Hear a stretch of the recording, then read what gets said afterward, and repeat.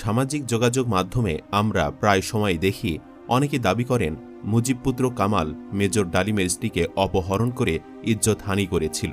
পরবর্তীতে মেজর ডালিমের স্ত্রী জরায়ু ক্যান্সারে আক্রান্ত হয়ে মারা যান। তারই প্রতিশোধ নিতে সপরিবারে মুজিবকে শেষ করে দেন মেজর ডালিম। আসলে এসব তথ্য কতটা সঠিক? মেজর ডালিমের স্ত্রীকে কি সত্যি অপহরণ করা হয়েছিল? করা হলে কে বা কারা করেছিল ও এর পেছনের উদ্দেশ্য কি ছিল? এ সকল বিষয়ে আর নয় কোনো বানোয়াট মুখরোচক গল্প। এই ভিডিওটিতে সেদিনের ঘটনার বিস্তারিত জানাবো স্বয়ং মেজর ডালিমের মুখ থেকেই। ঘটনাটি মূলত ১৯৭৪ সালের মাঝামাঝি সময়ের। মেজর ডালিমের খালাতো বোন তাহমিনার বিয়ের অনুষ্ঠানে ঘটে এক বর্বরোচিত অকল্পনীয় ঘটনা। ঢাকা লেডিস ক্লাবে বিয়ে হচ্ছিল কর্নেল রেজার সাথে। বিয়ের কোণে একদিকে খালাতো বোন, অন্যদিকে বর কলিগ। তাতে স্বাভাবিকভাবেই বিয়ের সকল দায় দায়িত্ব পড়েছিল মেজর ডালিমের ওপর, আর তাকে সর্বোচ্চ সহায়তা করছিলেন তার স্ত্রী নিম্মি। সেদিন বিয়েতে উপস্থিত ছিলেন মেজর ডালিমের শ্যালক বাপ্পিও, যিনি সম্প্রতি কানাডা থেকে দেশে ফিরেছিলেন। মেজর ডালিমের বোনের বিয়ে বলে কথা। স্বাভাবিকভাবেই অনেক ভিআইপি গেস্ট হাজির হয়েছিলেন। তৎকালীন রেড ক্রস চেয়ারম্যান গাজী গোলাম মোস্তফার পরিবারও উপস্থিত রয়েছেন অভ্যাগতদের মধ্যে। বাহিরের হলে পুরুষদের বসার জায়গায় মেজর ডালিমের শ্যালক বাপ্পি বসেছিল।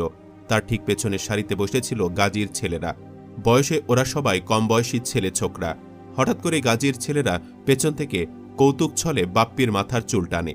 বাপ্পি পেছনে তাকালে ওরা নির্বাক বসে থাকে। এভাবে ২-৩ বার চুলে টান পড়ার পর বাপ্পি রাগান্বিত হয়ে ওদের জিজ্ঞেস করে, চুল টানছে কে? অতঃপর কেউ একজন জবাব দেয়, আমরা পরখ করে দেখছিলাম আপনার চুল আসল না পরচুলা। পুচকে ছেলেদের রসিকতায় বাপ্পি যুক্তিসঙ্গত কারণেই ভীষণ ক্ষেপে যায় ও বাপ্পিকে যে ছেলেটি চুলে টান দিয়েছিল তাকে ধরে ঘর থেকে বের করে দেয়। এ ঘটনার কিছুই তখন মেজর ডালিম বা তার স্ত্রী জানতেন না। বিয়ের আনুষ্ঠানিকতার প্রায় সবকিছুই সুষ্ঠুভাবেই হয়ে যায়। হঠাৎ দুটো মাইক্রোবাস এবং একটা কার এসে ঢুকল লেডিস ক্লাবে।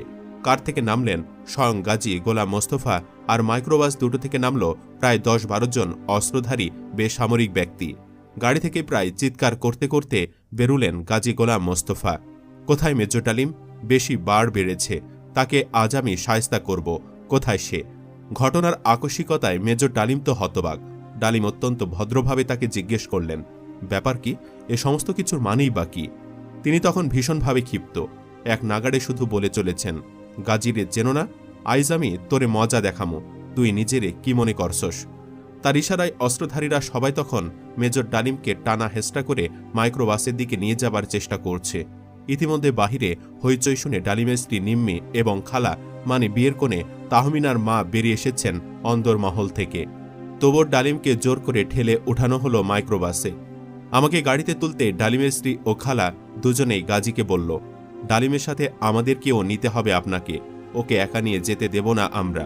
ঠিক আছে, তবে তাই হবে, বললেন গাজী। বিষয়টা মাথায় রাখবেন, গাজী কিংবা কেউ কিন্তু জোর করে মেজর ডালিমের স্ত্রীকে তুলে নিয়ে যায়নি। নিম্মি মূলত তার স্বামীকে একা ছেড়ে দিতে রাজি হননি। স্বামীর প্রতি এটা তার ভালোবাসার বহিঃপ্রকাশ বলতে পারেন। মূলত এই ঘটনাটিকেই ঘুরিয়ে পেঁচিয়ে অপহরণের মুখরোচক গল্প বানিয়েছে অনেকে। তারা আবার নিজেদের মেজর ডালিমের শুভাকাঙ্ক্ষী মনে করে। তবে কেউ মিথ্যা ছড়িয়ে শুভাকাঙ্ক্ষী হতে পারে না। একজন মেজরের স্ত্রীকে তুলে নিয়েছিল বলে মিথ্যা ছড়ানো কার্যতভাবেই সে মেজরের সম্মানে আঘাত করা। আর কারো দ্বারা ইজ্জতহানির তথ্য বলে বেড়ানো মানে তো আরও সম্মানহানি করা। এর মানে দাঁড়ায় মেজর হয়েও ডালিম সাহেব তার স্ত্রীর ইজ্জত রক্ষা করতে পারেনি, যা তার পুরুষত্ব নিয়ে প্রশ্ন তোলার মতো। এটা পরিষ্কার যে মেজর ডালিমের স্ত্রীকে অপহরণই করা হয়নি, ইজ্জতহানি পরের কথা। আরেক কথা, এই ঘটনার সাথে কামালের নাম কোনোভাবেই যুক্ত নয়। কেউ ভাববেন না আমি দালালি করছি, কারণ কথাগুলো আমার নয়, স্বয়ং মেজর ডালিমই বলেছেন। কোথায় বলেছেন তার রেফারেন্স দিব ভিডিওটির শেষ দিকে। যাই হোক, মূল ঘটনায় ফেরা যাক। মেজর ডালিম ও তার স্ত্রী খালাকে নিয়ে গাড়ি চলছে সেকেন্ড ক্যাপিটালের দিকে। মেজর ডালিম তাকে বললেন, গাজী সাহেব, আপনি আমাদের নিয়ে যাই চিন্তা করে থাকেন না কেন, লেডিস ক্লাব থেকে আমাদের উঠে আনতে কিন্তু সবাই আপনাকে দেখেছে। তাই কোনো কিছু করে সেটাকে বেমালুম হজম করে যাওয়া আপনার পক্ষে কিছুতেই সম্ভব হবে না।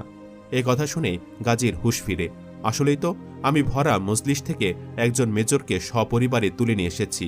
এদের কিছু হলে আমাকে বিপদে পড়তে হবে। তাই সে তার মাথা ঠান্ডা করে ওই গাড়ি থেকে নেমে নিজ গাড়িতে গিয়ে ওঠে। কাফেলা আবার চলা শুরু করল। তবে এবার রক্ষী বাহিনীর ক্যাম্পের দিকে নয়, গাড়ি ঘুরিয়ে তিনি চলল ৩২ নম্বর ধানমন্ডি প্রধানমন্ত্রীর বাসার দিকে। তা দেখে মেজর ডালিম ও তার সঙ্গীরা হাঁপ ছেড়ে বাঁচলেন।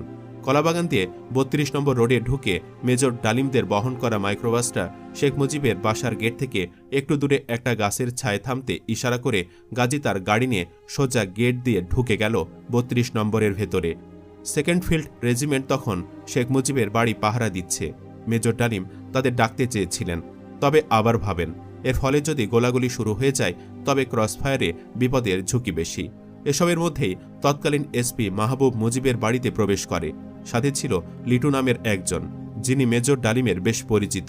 লিটু এবং মাহবুবকে দেখে মেজর ডালিম আশ্বস্ত হলেন, বুঝতে পারলেন আর কোনো বিপদ নেই। নির্ঘাত বিপদের হাত থেকে পরম করুণাময় আল্লাহতালা বাঁচিয়ে দিলেন।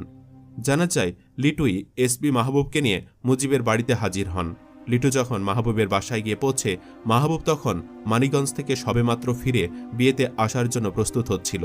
হঠাৎ লিটুকে হন্তদন্ত হয়ে উপরে আসতে দেখে তার দিকে চাইতে লিটু বলে উঠল, মাহবুব ভাই সর্বনাশ হয়ে গেছে। বিয়ে বাড়ি থেকে গাজী বিনা কারণে ডালিম নিম্মিকে জবরদস্তি গান পয়েন্টে উঠিয়ে নিয়ে গেছে।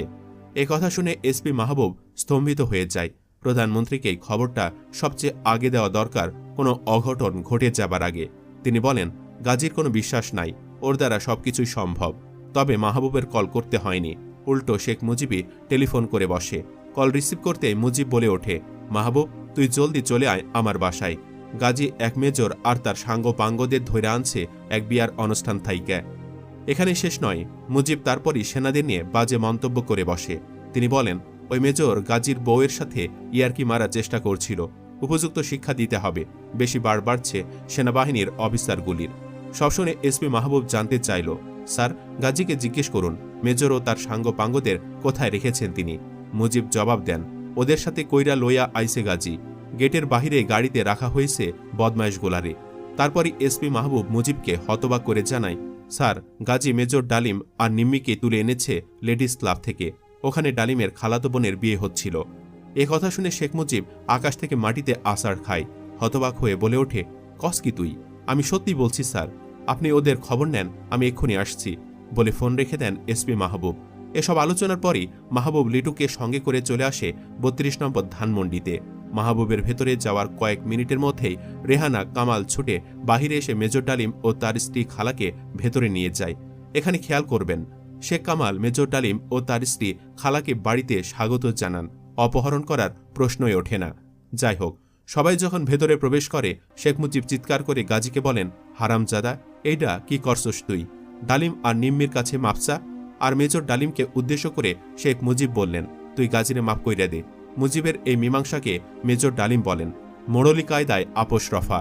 এ নিয়ে তিনি বলেন, অনেকটা মোড়লি কায়দায় একটা আপোষ রফা করার চেষ্টা করলেন প্রধানমন্ত্রী। চেয়ার ছেড়ে উঠে এসে নিম্মি এবং আমাকে জড়িয়ে ধরলেন তিনি। খালাম্মা ঠিকমতো হাঁটতে পারছিলেন না। কামাল, রেহানা ওরা সবাই ধরাধরি করে ওদের ওপরে নিয়ে গেল। ঘটনা এখানেই শেষ নয়। তারপর শেখ মুজিবের কামরায় নিম্মি দুঃখে গ্লানিতে কান্নায় ভেঙে পড়ল। মুজিব তাকে জড়িয়ে ধরে সান্ত্বনা দিতে চেষ্টা করছিলেন। অদূরে গাজী ভেজা বেড়ালের মতো কুকড়ে দাঁড়িয়ে কাঁপছিল। তারপরের ঘটনা নিয়ে মেজর ডালিম বলেন, সবার কাছ থেকে বিদায় নিয়ে বেরিয়ে আসছিলাম, ঠিক সেই সময় শেখ সাহেব বললেন, আমার গাড়ি তোদের পৌঁছে দেবে, তার প্রয়োজন হবে না, বাহিরে লিটু স্বপনরা রয়েছে, তাদের সাথে চলে যেতে পারবো বলে বেরিয়ে যায় মেজর ডালিম। এই পুরো ঘটনাটি মেজর ডালিমের নিজের বয়ান থেকে নেওয়া। তিনি তার যা দেখেছি, যা বুঝেছি, যা করেছি বইয়ে খুব সুন্দরভাবে এটা লিপিবদ্ধ করেছেন। মেজর ডালিমের এই লেখা থেকে একটা বিষয় পরিষ্কার, তিনি কোনো মিথ্যা রটিয়ে সিম্প্যাথি নেওয়ার মানুষ নন। তিনি চাইলেই এই ঘটনাটিকে অন্যদিকে ঘুরিয়ে দিতে পারতেন, নানানভাবে তার স্ত্রীকে ভিকটিম সাজাতে পারতেন, তবে তিনি করেননি। এটা করলে হয়তো অনেকেই তার স্ত্রীকে অপবিত্র, এমনকি তাকেও কাপুরুষ বলতে দ্বিধাবোধ করত না যে স্ত্রীর ইজ্জত রক্ষা করতে পারেননি। যাই হোক, ঘটনা এই পর্যন্ত তো মুজিবকে নির্দোষ ও ভালো মোড়লি মনে হয়েছে, তবু কেন তার ওপর ডালিমের ক্ষোভ জন্মেছিল? এই প্রশ্নটা আসা অমূলক নয়। জানা যায় শেখ এই ঘটনায় তাৎক্ষণিকভাবে ভালো মীমাংসা দিল, পরে আবার মেজর ডালিম সহ কয়েকজন সেনাকে হঠাৎ বদলি করেন।